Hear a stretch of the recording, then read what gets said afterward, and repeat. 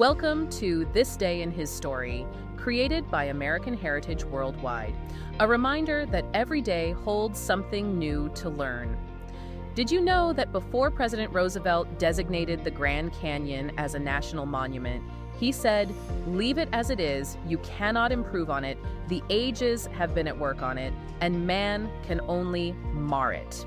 Discover how the Colorado River flowed through the Grand Canyon over millions of years and carved the 277-mile-long, mile-deep canyon. Learn about the oral history of the mountain men who traveled through this rugged territory, and follow the history of Native American trappers and traders who traveled along the beautiful 1-mile deep, 277-mile-long, and 18-mile-wide Grand Canyon. So, if I asked you to name the most dangerous animal in the Grand Canyon, the one responsible for the most injury reports every single year, what would you guess? Oh, man. I mean, logically, you'd think a mountain lion stalking the rim. Right. Or maybe a rattlesnake coiled under a rock somewhere. Yeah. They really fit that whole Wild West vibe. They do, yeah. Or maybe even a scorpion in your boot. Exactly. But they are all wrong. The creature you actually need to watch out for is, well, it's much smaller, much fuzzier. And it is the absolute perfect hook for what we're doing today. It really is. Yeah. Because the Grand Canyon is just full of things that aren't quite what they seem. I mean, we look at it and we see the beautiful postcard. But if you actually dive into the history and the geology, you find a story that is baffling, it's violent, and it's surprisingly political. It's a geological cathedral, absolutely. But you're right, it is also a battlefield. We tend to think of the Grand Canyon as this eternal, unmovable stone monument that's always just been there, right? Waiting for us to take pictures of it. Yeah. But the reality is that the canyon is a record of intense change. An intense change is really putting it mildly. Right. We are talking about a chasm that is a mile deep, 18 miles wide, and 277 miles long. It is a landscape so vast that it literally creates its own weather patterns. Which is wild to think about. It is. But today, we aren't just doing a travel guide. For this deep dive, we're going to unpack the 1.5 billion years of geological chaos that created it. Yeah. We're going to look into the very human political struggle to stop people from turning it into a mine. And we're even going to touch on the spiritual interpretations of why it exists at all. It's going to be a fascinating journey. Totally. And just to give you an idea of our sources today, our stack includes historical legislative records, National Park Service data, travel guides, and religious texts regarding creation. So we have a really well-rounded view of this place, and it really centers around this concept often called deep time. Deep time. I love that phrase. It's great, right? It's the idea that the human lifespan is just a flicker, just a fraction of a second compared to the rocks you're standing on. Right. And yet the irony is that it took that incredibly fleeting human effort to actually protect the deep time. So let's actually start with that human effort, because I think most people assume that once Americans saw the Grand Canyon, protecting it was just a no-brainer. Oh, sure. Like, it was obvious. Right. Like, you walk up to the rim, your jaw hits the floor, and you just immediately sign a paper saying, okay, this is a national park. Yeah, that is definitely the romantic version of history. But the reality was a lot messier. If we look at the timeline from our sources, the Grand Canyon National Park has an official birthday of February 26, 1919. 1919. That is when President Woodrow Wilson signed the Grand Canyon National Park Act. Okay, 1919 feels surprisingly late. It does. Because Yellowstone was established in 1872. Yosemite was 1890. So why was the Grand Canyon arguably the most famous natural feature in the country? Why was it sitting at the kids' table for so long? Because it was useful. That is the brutal truth of it. In the late 19th century, the American West wasn't really seen as a place for sightseeing. It was a resource warehouse. Right. You had these incredibly powerful mining interests who looked at that canyon and they didn't see majesty. They saw copper, asbestos, and lead. Money, basically. Exactly. And you had ranchers who saw water and grazing land. The idea of preservation was fighting a really heavy uphill battle against the idea of profit. So who was the crazy person who finally decided to fight the miners? That would be Senator Benjamin Harrison. Okay. He was a senator from Indiana at the time. He introduced the very first bill to create the Grand Canyon National Park way back in 1882. Let me guess, the mining lobby just loved it. Oh, they despised it. The bill failed miserably. But Harrison, he was stubborn. He introduced it again in 1883. Failed again. He waited a few years, tried again in 1886, failed again. The 3 strikes? 3 strikes. The political will just wasn't there yet. But Harrison played the long game. When he eventually became president of the United States, he realized he couldn't get a strict national park bill through Congress. The opposition was still too strong. Right, they had too much money. Exactly. So he used a loophole. In 1893, when he was president, he established the Grand Canyon Forest Reserve. Forest Reserve, that sounds, it sounds very functional. It sounds like we are saving the trees so we can chop them down later. That is actually a very fair assessment of what forest reserves were at the time. They were completely utilitarian. Yeah. But it was a foot in the door. It established federal boundaries around the area. It was this clever hack to get some level of protection in place while the culture kind of caught up to the idea of actual conservation. And the person who really dragged the culture forward on that was Theodore Roosevelt. Oh, absolutely. Roosevelt is the heavyweight champion of this story. He visited the canyon in 1903 and was visibly deeply moved by it. But he was also a pragmatist. Right. He knew he couldn't just wave a magic wand. Exactly. So he took an incremental approach, building directly on what Harrison did. In 1906, he created the Grand Canyon Game Preserve. To protect the animals. Right. And then in 1908, he used the Antiquities Act to designate it a national monument. And he gave a speech during that time that I think is really essential to understanding the shift in mindset, because he wasn't talking about resources anymore. I have the quote right here from the records. Oh, please. He said, "Leave it as it is. You cannot improve on it. The ages have been at work on it, and man can only mar it." Man can only mar it. That is such a radical statement for an American president to make in the early 20th century. It really is. Because you have to remember, this was the era of the Industrial Revolution. It was the era of man conquers nature. And here's the president saying, actually, we are small. If we touch this, we will ruin it. It's an incredible admission of humility. It is. And it set the stage for the final victory in 1919. So it took almost 40 years from Harrison's first bill to Wilson's signature. And that shift, going from a forest reserve meant for utility to a national park meant for preservation, it directly mirrors the evolution of the American conscience regarding nature. Yeah. We basically stopped looking at the land asking, what can I take? And we finally started asking, what can I learn? And speaking of learning, let's talk about what we're actually looking at when we stand on the rim.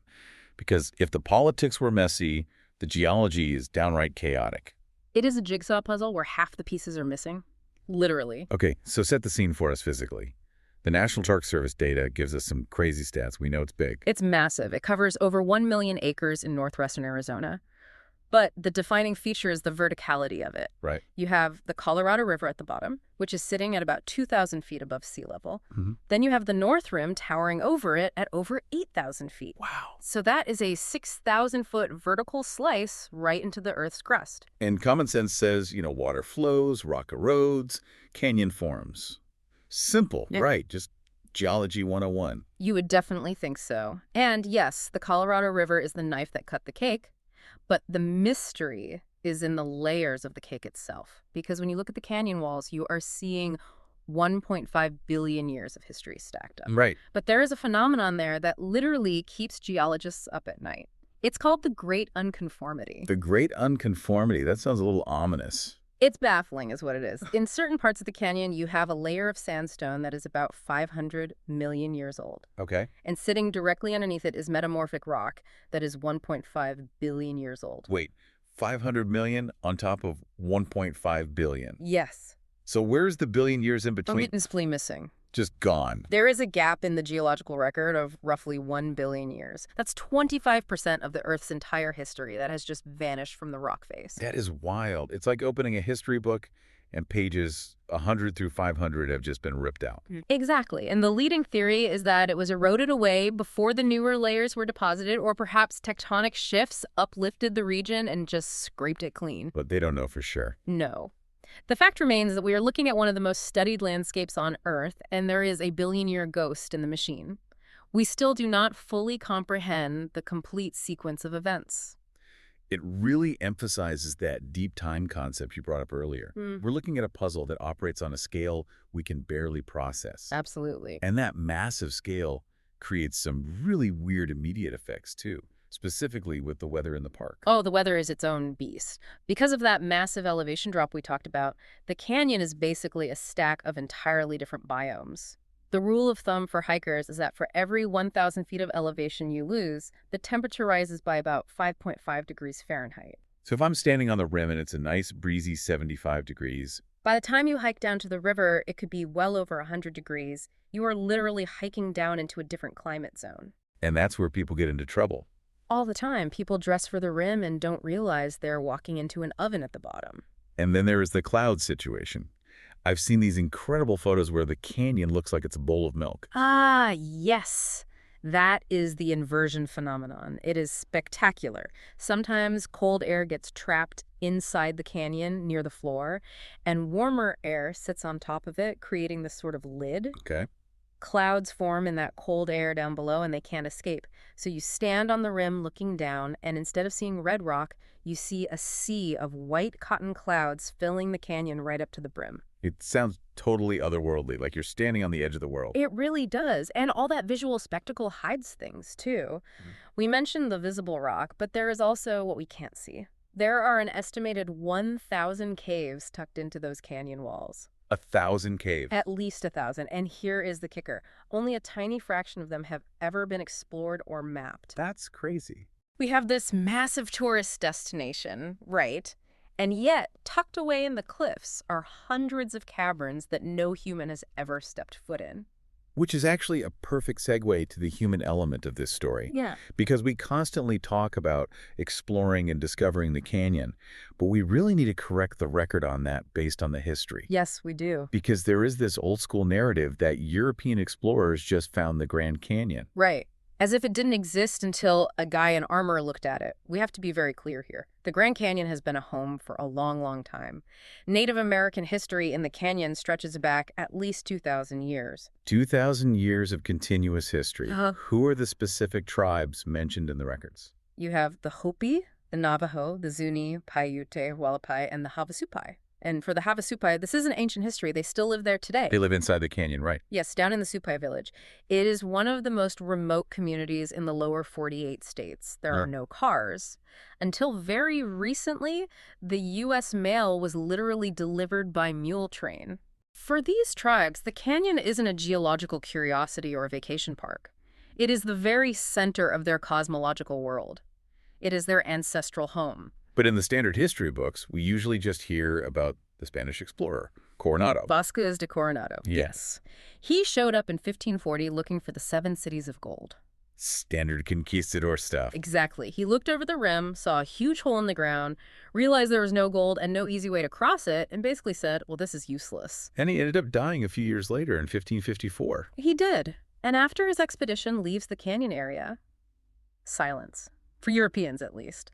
Coronado leaves, and the Grand Canyon essentially falls completely off the European map for over 300 years. It became a blank spot labeled unknown. That knowledge gap is just fascinating to me. How do you lose the Grand Canyon for 3 centuries? Well, you don't lose it, you avoid it.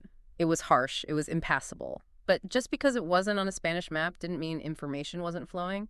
In the 1800s, you had the mountain men, the fur trappers, the traders, these rugged survivalists.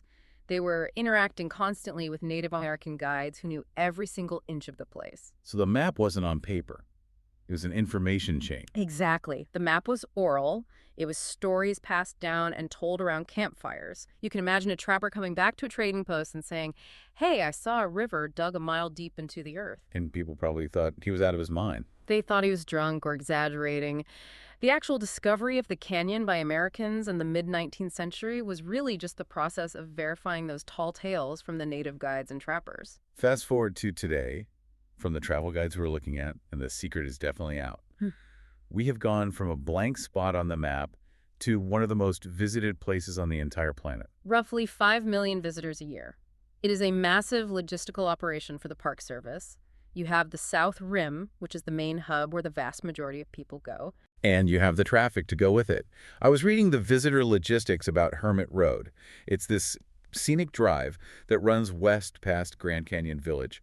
And it gets so clogged they actually have to close it to private cars for most of the year. Right. From March through November, you have to take a park shuttle.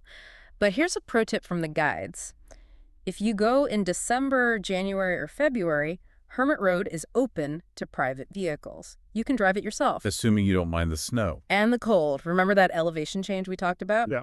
And if you head the other way, you have Desert View Drive, which runs east for 22 miles all the way out to the Watchtower. So we have 5 million people, steep cliffs, extreme heat, and wild animals. Which brings me back to the question I asked at the very beginning of this deep dive. The most dangerous animal in the park The one that isn't a mountain lion. is the rock squirrel. The rock squirrel. I know it sounds like a joke, but the Park Service is incredibly serious about this. Wow. Rock squirrels are responsible for more injuries to visitors than any other animal. And it makes perfect sense when you really think about human psychology. If a tourist sees a rattlesnake on the trail, what do? They back away. Fast. Right. They feel fear. They respect the danger. But if they see a fluffy squirrel with big eyes? They think, oh, look, a Disney character. They try to feed it. They try to get close and take a selfie with it. And the squirrel thinks. The squirrel thinks that finger looks a lot like a sausage. And they bite. Their teeth are incredibly sharp, and they carry diseases. It is a classic case of expectations versus reality. We respect the big dangers, but we completely underestimate the small ones. There is a real lesson there about how we interact with nature in general. We constantly want to cuddle it or control it or make it fit our expectations. And that actually connects to another stewardship issue mentioned in the NPS data. Fire management. Controlled fires, yes. Yes. This is a huge topic in modern conservation. For decades, the national policy was total suppression. If a fire started anywhere, put it out immediately. We genuinely thought we were saving the forest. Like the whole "only you can prevent forest fires" campaign. Exactly. But it turns out the forest actually needs fire. Ponderosa pine forests, which grow thick on the rim of the canyon, are specifically adapted to frequent low-intensity fires. The fire clears out the dead underbrush, it recycles nutrients back into the soil, and it stimulates new plant growth while killing off pests. So by stopping all the small fires, we were actually making the forest unhealthier. Yes. We essentially created massive tinderboxes. Without the small fires to clear the brush, the fuel just builds and builds. So when a fire finally does happen, it explodes into a catastrophic mega fire that destroys everything, including human property. So it's a balance. Right. Now, fire managers use controlled burns to mimic that natural cycle. It's a balance between restoring the ecosystem and protecting property. And honestly, it's another form of humility, admitting that nature's way of managing the forest was better than our way of just total suppression. It really seems like the recurring theme of this entire deep dive is respect. Respecting the political struggle to save the land, respecting the sheer geological force that carved it over billions of years, and respecting the natural processes that keep it alive today. And there's actually one more layer to that respect. We found something in the source stack that pivots away from the scientific and political and moves into the spiritual. Yeah, this really stood out to me in the reading. It's a reference from a text called The Pearl of Great Price, specifically Moses 3.5. Now, just to be clear to you listening, as always, we are just impartially reporting on the texts in our stack today. We aren't endorsing any specific religious views, just exploring the ideas contained in the original source material. Exactly. We're looking at the historical and philosophical impact of the text. Right, but it's a religious text. And the concept it presents is really relevant to this larger conversation about conservation. It really is. The text says, "For I, the Lord God, created all things of which I have spoken spiritually before they were naturally upon the earth." Spiritually, before they were naturally. That is a fascinating distinction to make. It is. It suggests that the physical world, the rocks, the trees, the squirrels, the canyon itself, has a spiritual blueprint or a spiritual predecessor. And the argument made in the source material is that understanding this concept leads to a much greater understanding and respect for the earth, a sense of profound responsibility. Which brings us full circle right back to Teddy Roosevelt. Think about it. Roosevelt looked at the canyon and said, "Man can only mar it." He saw an inherent, untouchable value there. Yeah. The religious perspective sees a spiritual creation that demands human stewardship. They are essentially different languages speaking the exact same truth. Precisely. Whether you view the canyon as a masterpiece of God or a masterpiece of deep time, the behavioral conclusion is the exact same. You are a steward. You are a guest. It is not yours to consume. It is yours to protect. That is a really powerful place to land. We've covered so much ground today. From the brutal legislative battles of the 1880s where Benjamin Harrison just couldn't catch a break, To the missing billion years of rock in the Great Unconformity. we talked about the Native American tribes who have called this canyon home for thousands of years, and the mountain men who carried the map of it purely in their heads. And the millions of tourists today who really, really need to stop feeding the rock squirrels. Seriously, keep your fingers to yourselves. But I want to leave you with one final thought to mull over. We mentioned earlier that there are an estimated 1,000 caves in the canyon, and the vast majority of them have never been entered by modern humans. Right. We also talked about how scientists are still fighting over where that missing billion years of rock went. The mystery is very much still alive. So if we, with all of our satellites and LIDAR and massive university geology departments, if we still don't comprehend the full story of the erosion that created this place, and we haven't even seen what's inside 90% of its caves, what else is hidden down there? That is the ultimate question, isn't it? What biology, what undiscovered fossils, what secrets are sitting in a cool, dark cave 3,000 feet down, just waiting for someone to finally shine a light on them? It is nice to know that in a world where absolutely everything feels mapped and tracked and solved, there are still a few blank spots left on the map. It definitely keeps us humble. Thanks for taking the plunge into this deep dive with us today. Thank you for joining us for this day in His story. May the lessons of yesterday inspire you to see God's hand today and to play your part in His story now. For more faith-based learning, visit ahsworldwide.org, the homeschool for faith and family.